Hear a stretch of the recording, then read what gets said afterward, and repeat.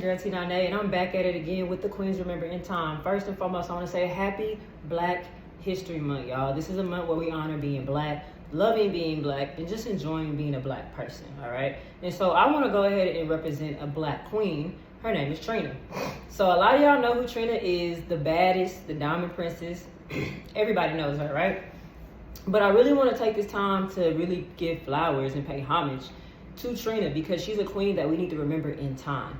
And so Trina, born December 3rd, 1974 in Miami, Florida, born Katrina Lorraine Curse.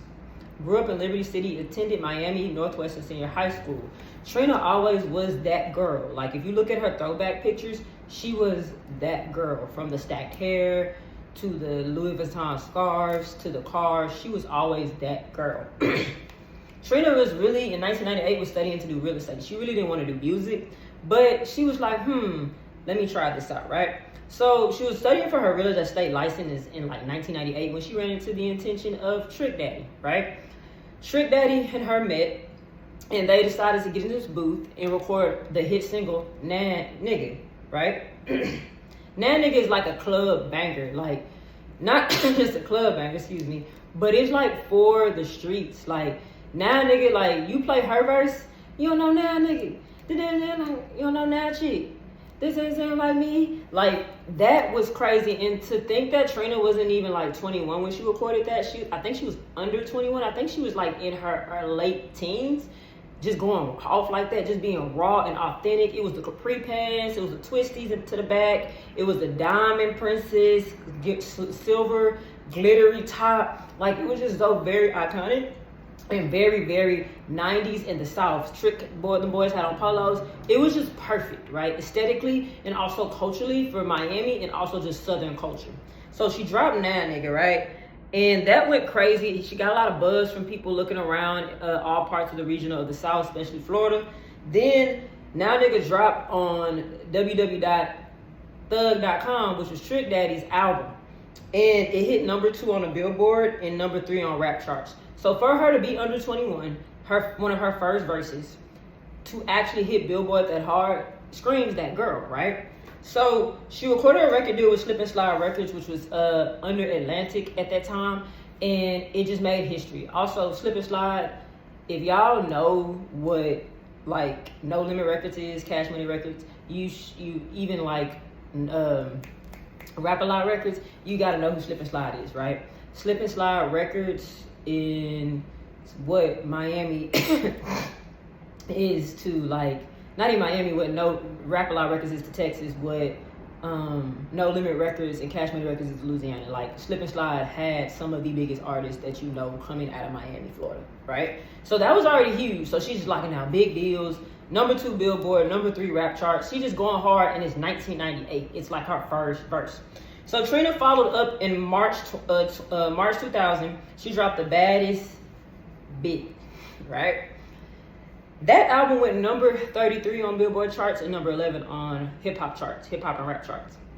So 2 years after you drop your best verse, you go ahead and hit the charts again in 2000s. Crazy, right? Which solidified her as the next rap princess, right? Because if you think about the South, a lot of times Southern female artists are not represented because the South is not seen as hip hop. The South is seen as country rap tunes. Miami had its own vibe called Miami bass. Shout out to Uncle Luke. But Trina was really allowed to give Miami bass, but also allowed to just rap. And she really had bars. And I was catching a lot of people's attention in the time of Little Kim, Foxy Brown, Queen. I ain't even gonna say Queen Latifah's because she was before then, but like the Little Kims and Foxy Browns were running the rap game. And here's this Southern woman from Florida just looking fine as fuck, just rapping her ass off. She's really just paved the way for Southern female rappers. So her single, she got a gold record from The Baddest Bitch. And her singles that really pulled people in was Pull Over and The Baddest. So Pull Over is very Miami. That's one of my favorite songs by her because it's just the horns, the pull over, pull over, like, and she just started, sound like what? Like, she started just going crazy. It was very Miami, very, very Miami based, very much a sound. I loved it. It reminds me of HBCUs. So FAMU is in Tallahassee, Tuskegee, Bethune-Cookman, no, see in Alabama, but that's close. But Bethune-Cookman, like all them places, like that remind me of like HBCU. So I really appreciate that song. Then she keeps going. So she drops in 2000. Then she drops the Diamond Princess in 2001 to 2003. That was an era. That's the time when we had rollouts, bring back rollouts. So her second studio album, Diamond Princess, she got Missy Elliott to produce it. So at this point, she's not just seen as the upcoming rap girl. She is that girl in a time period where there were not a lot of female rappers. If I could think back to the early 2000s, you had Eve, Trina, Lil' Kim, Foxy Brown. That's really the only ones. Eve, Trina, Lil' Kim, Foxy Brown. That was really the only 4 female rappers that was popping out. Quote me if I'm wrong, if there's a 5th or 6th one. But those are the ones that I remember. Of course, you had Charlie Baltimore and Vita signed to Murder Inc. But the girls that was really being consistent in Missy Elliott. But the girls that was really being consistent were those 5. Missy Elliott, Trina, Eve, Foxy Brown, and Lil' Kim. And with that, she was really representing for the South. Because if you think back, there's not a lot of female rappers from the South getting that mainstream look. For example, you had LeChat and you had Gangsta Boo from the 90s, early 2000s, but they weren't getting mainstream looks, right? They were dropping fire albums, but Trina was the girl. She was the Diamond Princess. She was the baddest bitch. Like, there was nobody arguing, nobody messing with that lane. So she was in her own lane when it comes to Southern female hip hop, even though you had other girls in the lane too. She was far ahead of them. You know what I'm saying? She was a Mercedes-Benz. She was a BMW, right? So Missy Elliott's producing the album. That says a lot, right? Missy's producing for everybody around this time. 2001, 2003, she's producing for Monica. She's developing Sierra. She's producing for Tweet. A whole lot of people, right? At this time, she decides to take things into her own hands and start her own record label, Diva Enterprises. Diamond Princess actually dropped in 2002, so that hits number 14 on the Billboard. And if you see me looking down, looking at my notes, y'all. That hits number 14 on the Billboard and number 4 on the rap and hip hop charts, which is still huge because she's still in her own lane. So she's competing with Lil' Kim, Foxy Brown, Missy Elliott, Eve, right? She's competing with them. She's also featured on All About the Benjamins, which is one of my favorite movies by Ice Cube. Shout out to Ice Cube. And one of the songs that's really big on her album or her singles were No Panties featuring Tweet. Shout out to my girl Tweet. And Be Right, B.R. Right feature Ludacris. Let's talk about that song right now. That song right there, the beat to that song is crazy. I don't even know the producer. I should have looked it up, but the beat to that song is crazy. Then on top of that, the video to that song is crazy because her look. She got the highlights with the tree braids, the all white. Ludacris is fly in there. She's got some more in the video. Shout out to my girl Samore, because if y'all know Samore is that girl, right? So she has all the things that you need to just be a glorious diva-ish type video. But on top of that, she rapping her ass off. Like, she starts the second verse with Diamond Princess. Like, it's fire, right? So I just love that song. It's one of my favorite songs to listen to in the gym, right? So Diamond Princess itself really, to me, set in stone that I'm here to stay. Now, I'm not just no Southern female rapper that you heard on Trick Daddy's album in 1998. I'm not just a girl that they decided to throw a record deal at, because we also have to remember down south, they were throwing record deals down south. Like in the early 2000s, you had Def Jam South, you had Bad Boy South, you had all these, Atlantic was stationed in Atlanta, LaFace, Job, you had all these record labels down south that was just throwing record deals at Southern artists, because Southern hip hop, country rap tunes was the hot new thing in hip hop. At one time it was West Coast hip hop, gangster rap, and now it's country rap tunes or just Southern rappers being the hot new thing in hip hop. People were throwing record labels, but she was like, I'm here to stay. I'm here to stay. All right. Next, we jump into 2004, 2005, which is a very interesting era. She had Glamorous Life, which went number 11 on Billboard. Don't Trip featuring Lil Wayne, and Here We Go featuring Kelly Rowland. That single went gold. So Here We Go, I remember that from a childhood. So I'm 30, about to turn 31. And Here We Go, I was singing that song. Here we go again. Now you're telling me that she is just a friend, and when she's calling you at 3 o'clock in the morning, I said, no, what you think this is? Treat me like a random chick? You got her, got y'all that Chrissy shit. We hit it from the back anyway. You like any chance I'll take the price. This chicken you make your wife, nigga, you can't even stay the night. Can't even look in your face and I want to slap you. Damn, thank God I ain't get that tattoo. You damn, thank God I ain't had that strap boot. Matter of fact, the trick get that dude. I probably skipped a couple words. But that's how iconic that song was. Mind you, 2004, I was 9. So I'm singing that word for word in the car. Shout out to my mama. She loved Kelly Rowland and she loved Trina. I'm in the car jamming hard. I think my mama had this CD and I think I stole it and I lost it. I gotta find it. But that single really also solidified that female rappers can be vulnerable. I think a lot of times female hip hop, especially nowadays, talks about how we don't cry over niggas, we not hurt by niggas, we go get a new nigga, niggas is replaceable, which is 100% true if that's the wavelength and alignment that you're living on. But sometimes getting broke up with hurt, finding out your nigga cheat hurt, separating from somebody that you truly love because you want better for yourself hurts. And I love how Trina was able to capitalize that on Here We Go. Even though we don't know the context of why she's leaving, it could be because she's cheating, it could be because he's playing games. We don't know, but having that breakup song was good, and also it shows a cycle because like here we go again. Like nigga, you did this before, and I keep on giving you chances, and you keep playing. That's why I love that song because it's just vulnerable, and I think the vulnerability that she brought in Here We Go really also solidified that Trina is here to stay, and she's relatable. She's not talking about just having niggas spend money on her and tricking and how good her. You know what is, you know what I'm saying? She's really also talking about, hey, it's hard being a bad bitch because some of these niggas don't know how to handle one.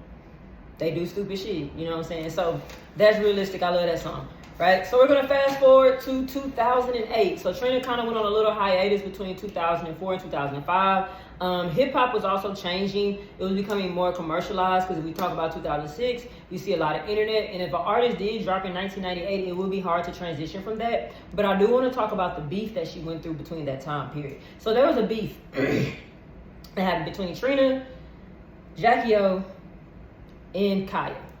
And I want to talk about that beef because that's the first time I ever seen female rappers really go at it in my time, because I was born in 1995. I didn't get to experience Little Kim, not Little Kim's. I did see Little Kim and Foxy Brown's like go at it a little bit, but I also did not get to experience Queen Latifah beef. And those are two crazy beefs. Do your research because this song was crazy, right? But I was old enough to understand and watch What's Beef, the series, and watch Trina, Jackie O, and Kaya go at it. And the story is that they all were yapping about each other, but Trina was the queen of the South. That term, before you heard about Lotto, Trina crowned that term. T.I. at the time said, I'm the king of the South. So Trina answered and said, I'm the queen of the South. That's where the story goes from what I researched. And so because there was not a lot of Southern female rappers saying they're the queen of the South, shout out to Gangsta Boo, RP Gangsta Boo in the chat, there wasn't a lot of girls out here from the South really rapping and getting on that level. I mean, you had at this time between 2004 to 2008, you had Crime Mob, Diamond and Princess, they were still young. You had Mac Breezy from Atlanta, they were still young and bubbling, so they weren't really trying to take that up. It was Trina who was the boss, the baddest. And her saying she was Queen of the South triggered Kaya and Jackie O, who were also young and up and coming and had hits also. And we actually talked about Jackie O last season, and then we're going to talk about Kaya in this new season. But that beef really solidified that Trina can't be fucked with. Even though everybody this song was good, Trina's this song was amazing.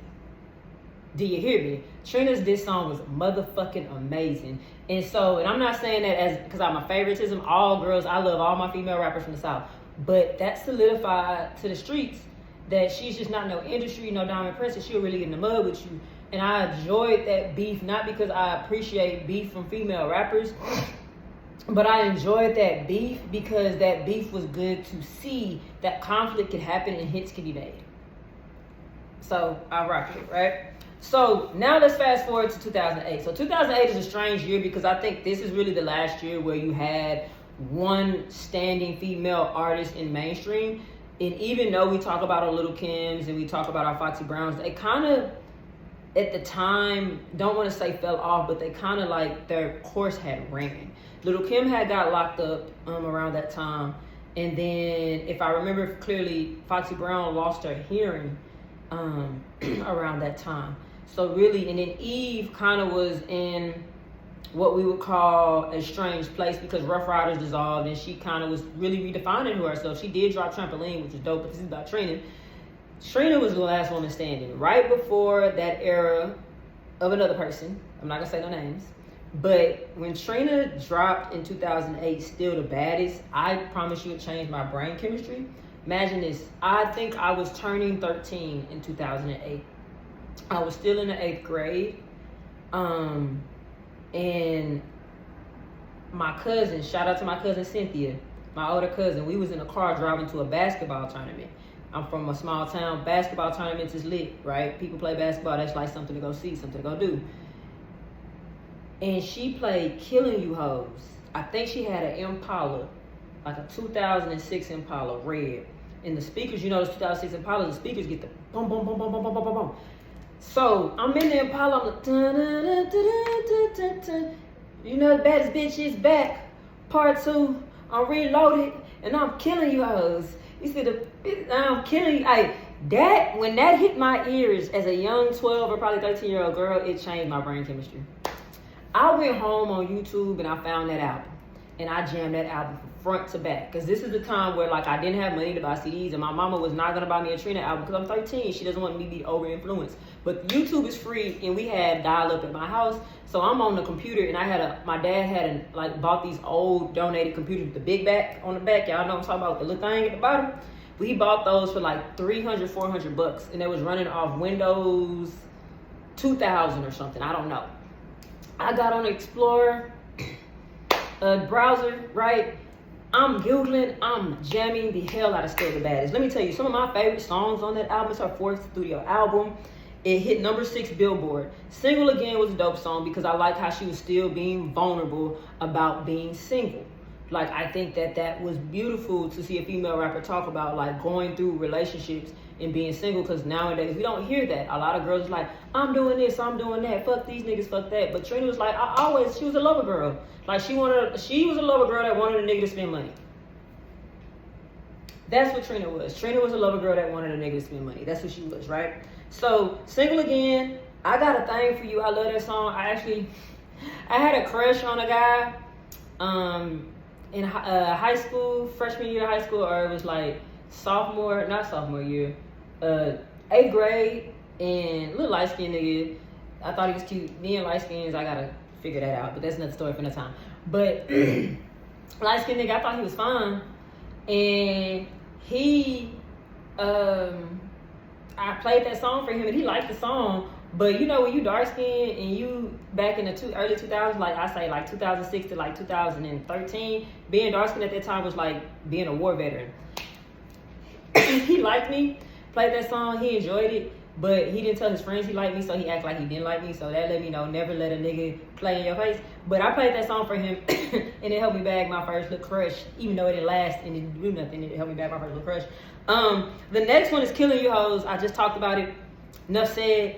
Phone Sex was dope, and Look Back at Me, which is a hood classic. I really don't think that was supposed to be a single for real until the hood recepted it so well, and that's the good thing about the late 2000s or in the early 2000s. If the hood jam it and you realize they jam it, and when you go do your club sets and they request, play that song, you got to start promoting it, because you're not letting a bunch of people in the executive room decide what's your hits. You're also letting the hood do it, and I enjoyed that because she did drop the video for that with Killer Mike. But Still the Baddest to me might be her best album. And I know a lot of people want to fight me behind that, but I think it also set the stone for what female hip hop needs to sound like, because the year after that, we had another person come in the game, and they did what they had to do. They broke the door down. Trina paved the way, but that person broke the door down. But I think Still the Baddest allowed for that way to be paved and stay permanent, so girls could walk on something. So I think that is something that I truly appreciate about that album. It's nostalgic, it's beautiful, it's great. I love it, right? The next year she dropped Amazing, 2009, 2010. I actually bought that album. I remember going to buy that album. Number 13 on Billboard, so she's still doing pretty good after almost 10 years in the game.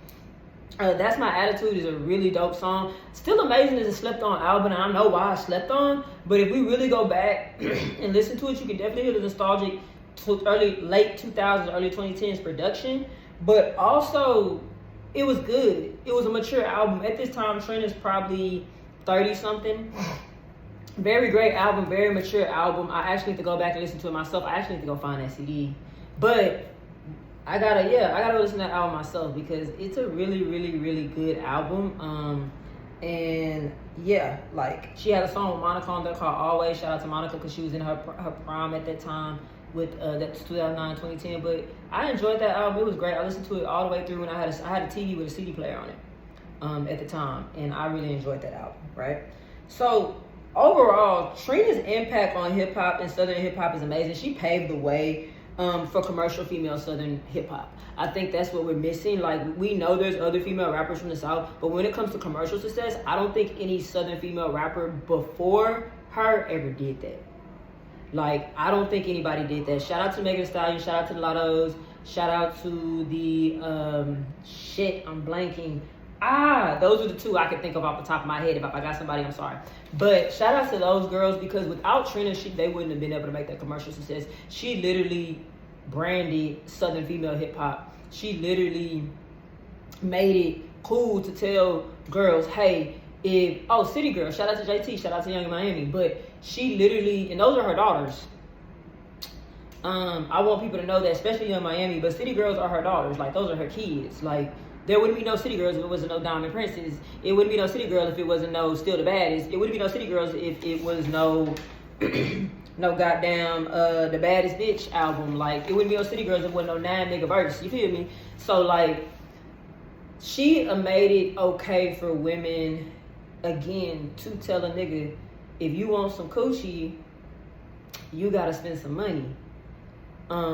If you want some coochie, you gotta spend some quality time and spend some money. That requires you spending money. I think that is what Trina made normal.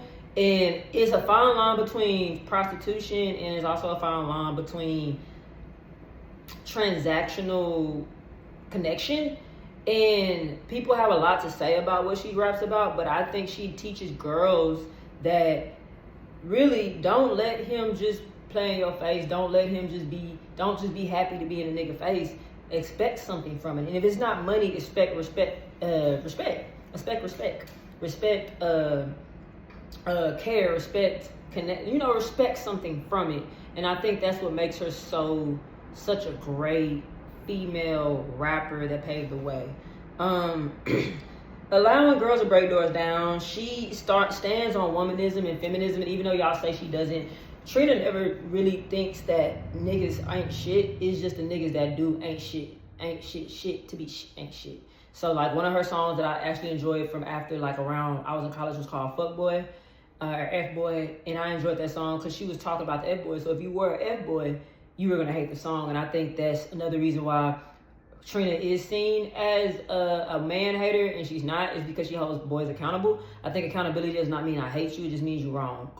And I think that's something that female hip hop gets a lot of flack for. And I think that's what feminism gets a lot of flack for, and womanism, because yes, we still love men, but we also don't like men that don't know how to handle their issues and their business and then make women look stupid for it. So I love Trina's music. I love Trina. I thank you for paving the way. I thank you for allowing me to snap out of so many situations in my life where it's like, oh, I'm sad. Ooh, man, play that Trina. Put that Trina on. I'm going to be all right. I might cry a little bit, but I'm going to be all right. So shout out to Trina. Thank you for being a Southern female hip hop pioneer. Thank you for allowing Southern female rappers to see success in commercial. Thank you for standing up for yourself, and thank you for just being real. And one of my favorite quotes from Trina is from an interview. Is like, the dude asked her, Trina, how you feel about these ballers out here? You know you like the ballers. Well, I don't really care. Trina say, I don't really care about the ballers because I'm a baller myself, so I don't really care about what a baller got going on. And that changed my brain chemistry as a child.